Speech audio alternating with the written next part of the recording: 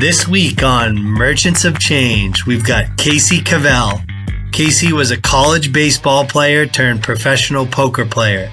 Today, he runs a coaching and consulting business helping entrepreneurs build, scale, and exit the day-to-day operations of their business. Here he is, Casey Cavell.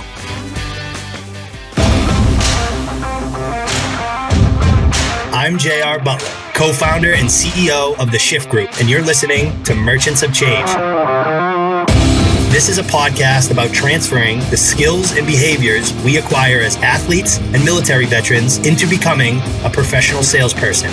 Each week, we'll introduce you to a top performer who will help us understand how they became professional merchants of change.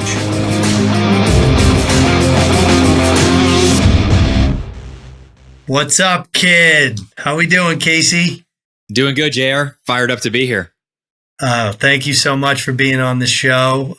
Just for context, for anyone kind of finding us for the first time, Merchants of Change is a show for new salespeople and people considering a career shift into sales. And our mission at Shift Group is simple. We want to help elite athletes and military veterans become elite sales professionals. And all of our podcasts are former athletes or veterans who have found success in sales and business and entrepreneurship. So we always kind of like to go right to the beginning, Casey, and start with sports. And I always ask a very broad question. If I asked you to kind of think back to some of your favorite memories of playing baseball, what does your mind drift off to? Gosh, I was a good player. I wasn't a great player. So I played in small college baseball. So I think my hard work and my work ethic got me to where I got. I'm a small guy. I'm 5'9", $160. So I made it to probably the highest level I could. But I think, gosh, it was probably the work that you put in with your teammates. Baseball is a team sport. I wasn't much of a golfer. I wasn't, because I was just like, it's just me out there. And baseball, it was a team sport. So I think looking back at it, was it the games and what happened between the white lines? I don't think so. I think it was more like the team environment and the atmosphere and the dugout and, working out together and all of that kind of stuff. I love it. And it's definitely, probably the most common answer we get is like my answer, which is the locker room. Like That's the best part about sports for sure. Mm-hmm. So there's an interesting transition that you made really before like the business transition that I want to talk about a little bit. So you played college baseball and then you went from a student athlete to a professional poker player. Now I grew up, right? I was in high school when the World Series of Poker really blew up on ESPN. And I have actually like 3 or 4 kids that I grew up with that are professional poker players still to this day. Can you kind of walk us through that experience and how that happened? Yeah, same thing. 2003 World Series of Poker main event. This guy named Moneymaker won it all on ESPN. I think he invested $39 and won $2.5 million. So I was a high school senior that year in 2003. And same. Yeah, and everybody, it's like, hey, by the way, happy 20th anniversary, or is that what you call it? Reunion. 20th reunion. So I remember watching and I was like, why is this on ESPN? Like, this isn't a sport. And then I started playing nickel and dime poker with buddies. And I'm like, hey, wait, maybe there is a little bit of skill involved. And anything with skill, I'm always trying to figure out, all right, well, how do I increase my skill? How do I win? How do I beat my friends? And I remember reading this book by Doyle Brunson called Super System. I mean, this thing was huge. I read the whole thing. I'm like, I'm good. I go back to playing nickel and dime poker with my buddies the next weekend. I'm like, I got them. And I lost like $30. And I'm like, what the heck? How did they win? And I realized in poker and life, there's a little bit of luck, but there's a whole lot of skill involved. And over time, whether it's business or it's baseball or whatever, the best players are going to win. So I just became a student of the game, just like I did playing baseball.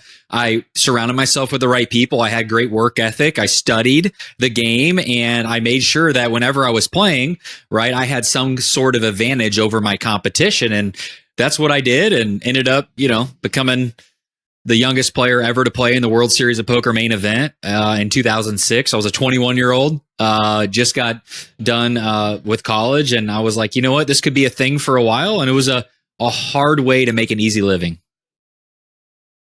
I read the book too.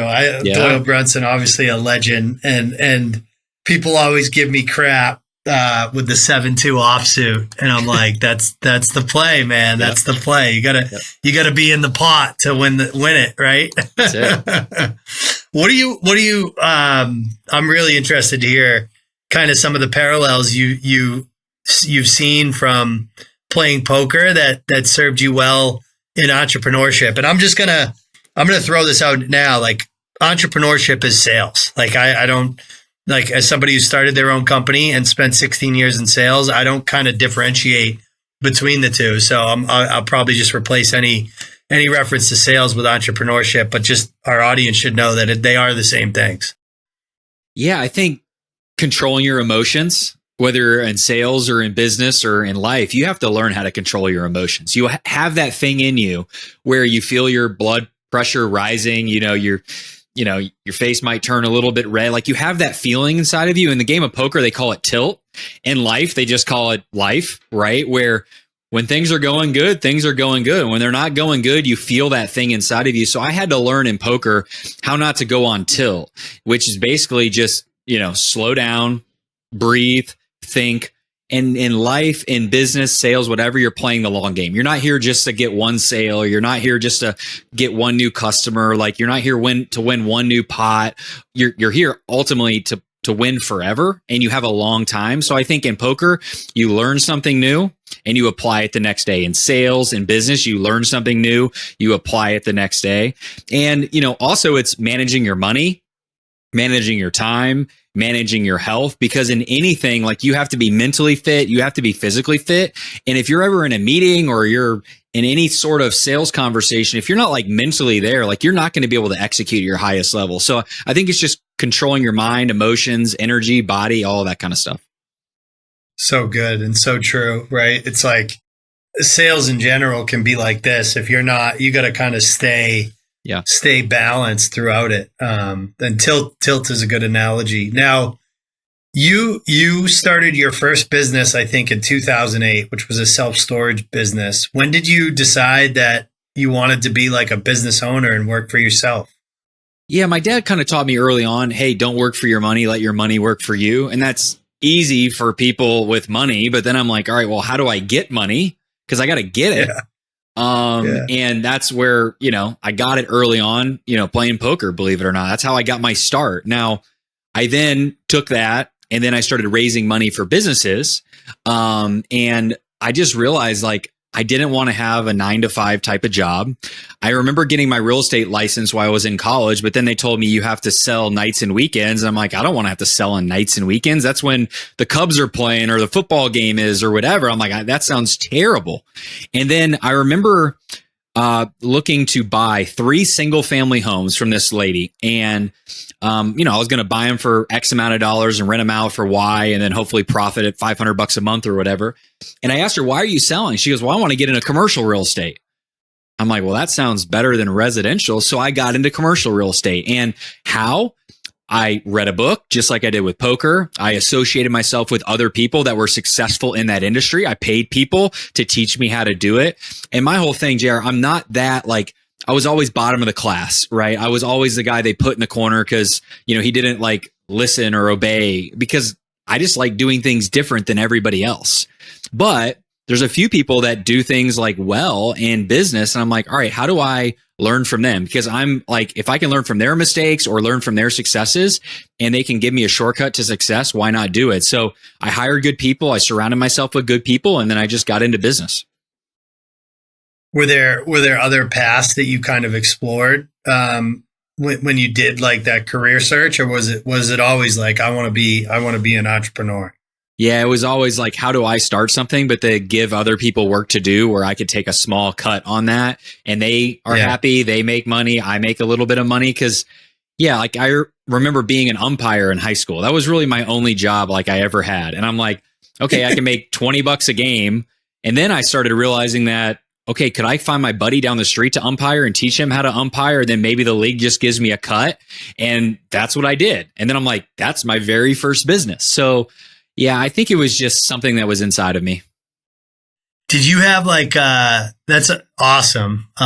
Did you have like early mentors that helped you kind of find that business owner path, or was it in you from the jump?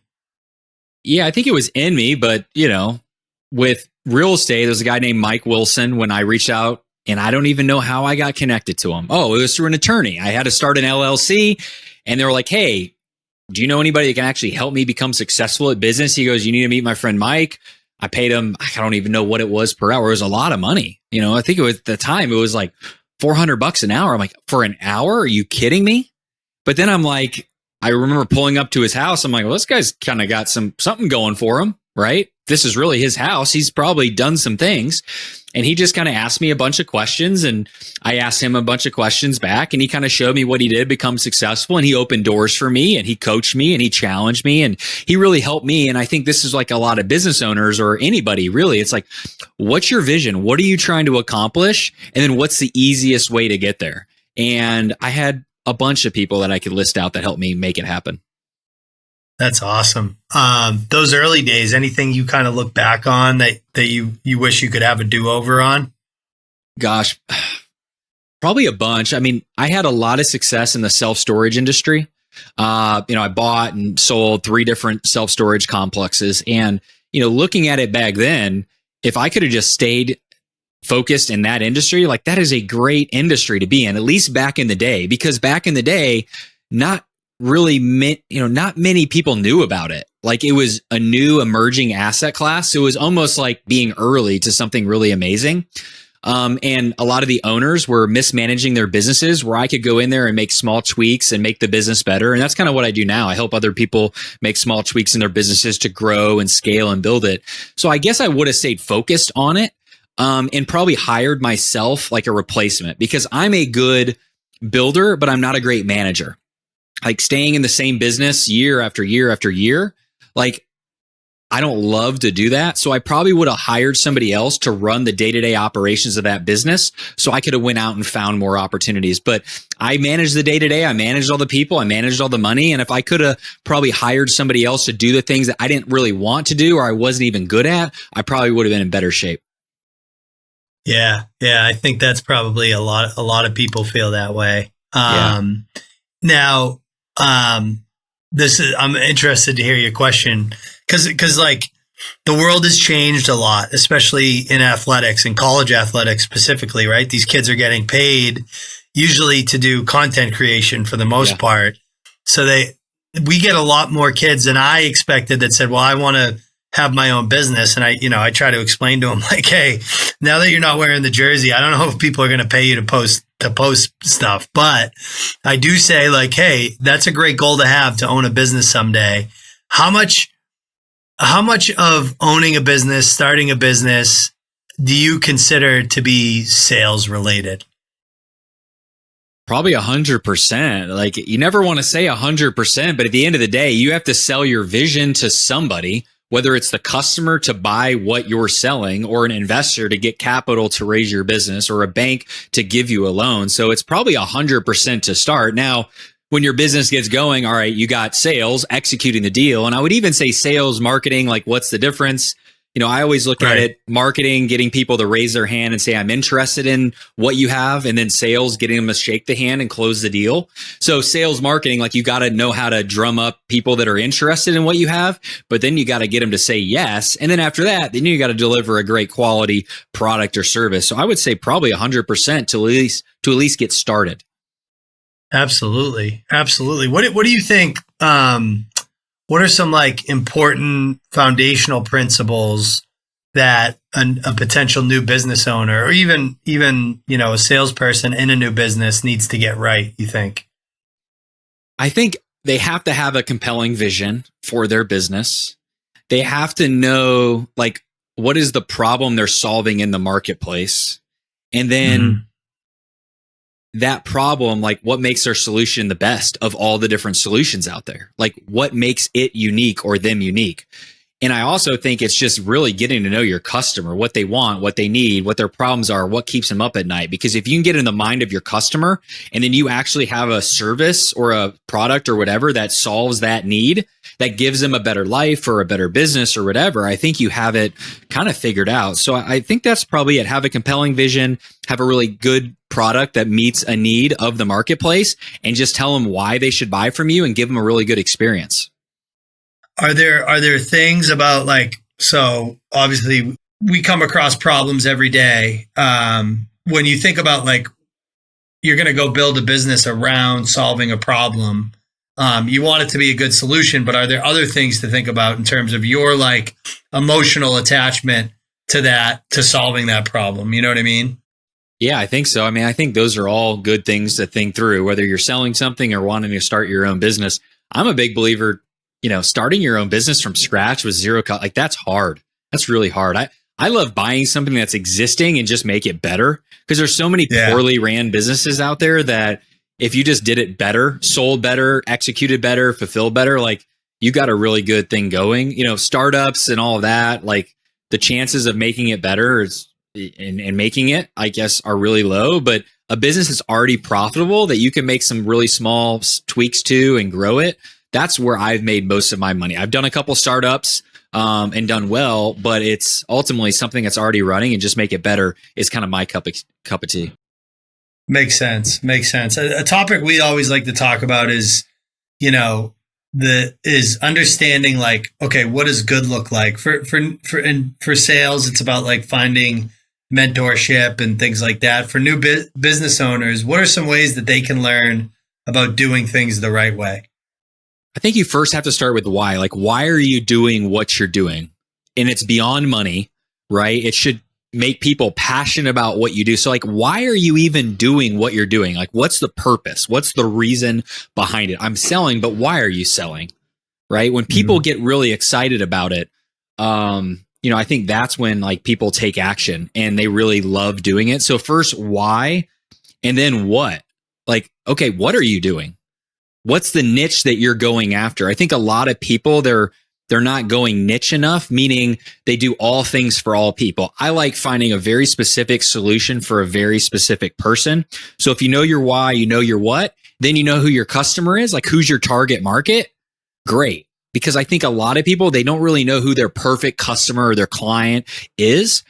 And if you do that, you don't know how to market to them. You don't know how to sell them, right? So I think if you know those things and get really specific with who are you actually trying to get, like, demographically speaking, who are they? Geographically speaking, where are they? Psychographically speaking, what do they want? What do they need? What do they desire? What keeps them up at night? And I think a lot of people haven't honed in on niche and target market. And as a result, they're going really wide and they're trying to sell a lot of people a lot of different things. But I'm a big believer, like, when I go into companies, 80% of their revenue comes from 20% of their clients, right? 20% of their headaches, or 80% of their headaches, I should say, come from 20% of their customers. So if you can figure out who are your best customers, your best clients, how do you get more of them? Get rid of all the ones that take a lot of time to fulfill. Get rid of all the ones that take a lot of money and you don't really make a lot of money, and just focus in on your niche of customer and solution. I think that's what good looks like. 100%. I couldn't agree more. Now, what do you think, like, what kind of people are cut out for entrepreneurship? Like, what are some of the behavioral tendencies of those people, or the common traits that you've seen among some of your most successful clients? I think it's weird. They have this fire under them, right? They have this, like, need and this call that it's impossible to go and work for somebody else. Like, I just can't do it. Like, literally, if you gave me $1 million a year to go to an office building and said, hey, go work from 9 to 5, you get your 4 weeks of vacation, but you got to show up at 9 and leave at 5, and you're going to be in meetings 3-4 hours. Like, I can't do it. I couldn't do it for $10 million a year. Maybe I could for a year, right? But it's like, man, it would be the worst year of my life. So I think it's people that just hate the idea of, like, working for somebody else, and they feel called to something that's not just about money. It's way beyond that. and they say, you know what? I have the work ethic to do it. And I like to read books. I like to learn. I like to wake up early and go to work. I don't really like vacation. I like it for like 3 days, but then I want to get back to work. Like, I just see so many people that are like, yeah, I'm an entrepreneur. But when it gets down to it, like, they're not. Like, it is really hard. You make not nearly as much money as you think. It takes you 5 times as long to make that amount of money. You're going to be told no a million times, but you got to love that. You got to love it when people cuss you out over the phone or send you an email and says, stop spamming me. Or like, you just got to have a grit and a tenacity to do it. Whether you're an entrepreneur or you're self-employed or whether you're a sales guy just working on straight commission, like you just got to love it. You do. You really do. I can speak from experience on that one for sure. Now, what your business does now is you help entrepreneurs kind of, really streamline and drive efficiency into the way that they're running their business. What are like some of the most common traps that you help business owners free themselves from? And I want to pick one and kind of dig into it with some detail. I mean, I think a lot of the time the business owner, the founder, the visionary CEO would call it, they're running the day to day. Steve Jobs didn't run the day to day of Apple, right? Tim Cook doesn't run the day to day of Apple now. They stay high level. Elon Musk, he's not running the day to day of Twitter. He actually hired a CEO to run Twitter, but he knows what he's great at, and he spends 80% of his time doing those things. New products, ideas, innovation, technology, but he doesn't have to worry about managing the people or making sure people are getting stuff done on time or everybody's staying focused and delivering or looking at the daily, key performance indicators. I think a lot of business owners, they're running the day to day when they should be rising above their organization and focus on growth and initiatives and relationships, but they're stuck into the weeds. Yeah. How do you figure out if one, you're doing that, and two, how to like get away from that? Like where do you kind of start with your clients? I just have everybody write down everything they do on a daily and weekly basis. Just write everything down. Look at your calendar over the last few weeks. Where did you spend your time? What did you spend your time on doing? How many of those things did you actually like doing that you were good at or love and you're great versus, you know what, I'm good at this, but I don't like doing it. And if you're spending more than 30% of your time doing things that you're good at, but you don't like doing it, you're going to burn out. Trust me. You might not think you will, but you 100% will. And you just got to fix it before it gets too late, because burnout will kill your business. You will kill your business because you are not healthy, and unhealthy people are spending too much of their time doing things they're not made to do. So you have got to figure out what's your unique ability. What are those things that you do that only you can do for the business? Spend 70% of your time doing those, and everything else, you got to build a team around you. And everybody's like, I can't afford a person. I can't. That's not true. You have to afford a person. You either raise money or take less of a draw and hire other people. Because if you can free your time up from doing the day-to-day stuff, you can spend your more time on generating revenue, which will eventually pay for that person. I helped a client, a month or so ago with the same thing. He's like, man, I'm so caught up in the weeds. And I said, all right, over the next 30 days, how do we get you 5 to 10 hours a week back of your time? And we listed all the things he does. We listed those 5 things. Some of them were literally like, just hire a bookkeeper. We got him about 10 hours a week, which is a whole full day. You imagine if you had a whole full day back, and then all that day was to drive revenue and develop new partnerships. And like, he secured a $100,000 MRR deal within the first 30 days of blocking off his Fridays. And it just blows my mind that people don't want to invest in other people. Right? They just rather just do things that they don't want to do because they think they're the only ones that can do it. Yeah. Yeah. It's hard to get over, but it is so true. Like you've got to be comfortable letting go a little bit. How would you describe your own like sales style and process, Casey? I think it's helping other people. It's hard because the way I sell, so I'm selling a service to a business owner.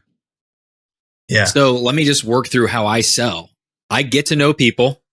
I get to know where they want to go.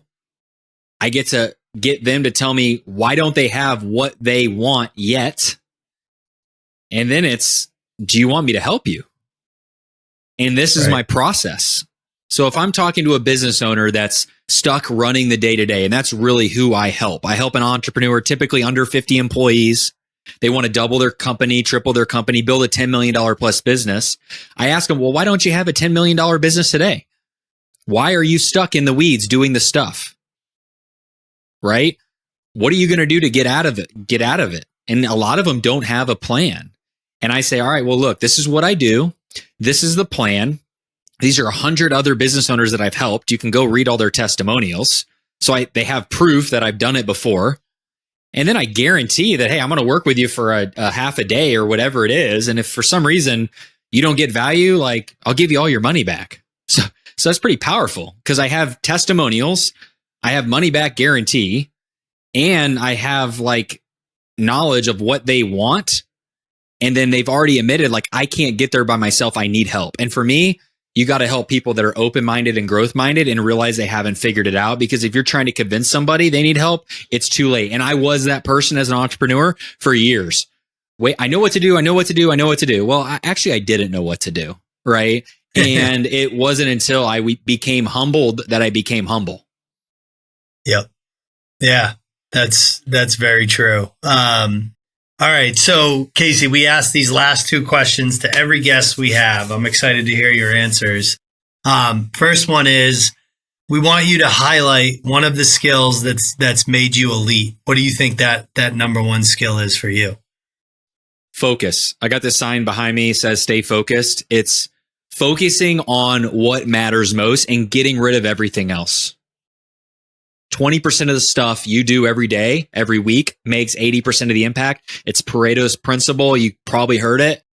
I help people focus on what actually makes a difference. I love that. That's a very good and concise and true answer. Now, one of the things we always talk about is professionalism and being a pro. And we think the highest praise that you can give a salesperson or a business owner is calling them a pro. What does being a pro look like specifically in entrepreneurship? I think knowing yourself, you got to know who you are as a person. You got to know your strengths. You got to know your weaknesses. And you just got to be able to sit there and be quiet and listen to other people. I love it. I love it. Self-awareness, man. That's where it all starts. 100%. 100%. It was maybe one of my favorite answers. Casey, this was awesome conversation, man. Thank you so much for giving us the time. Really excited for our audience to hear this one. You bet. Thank you, JR. This wraps up this episode of Merchants of Change. If you enjoyed this episode, the most meaningful way to say thanks is to submit a review wherever you listen to podcasts. If you're interested in working with us, please come find us at www.shiftgroup.io.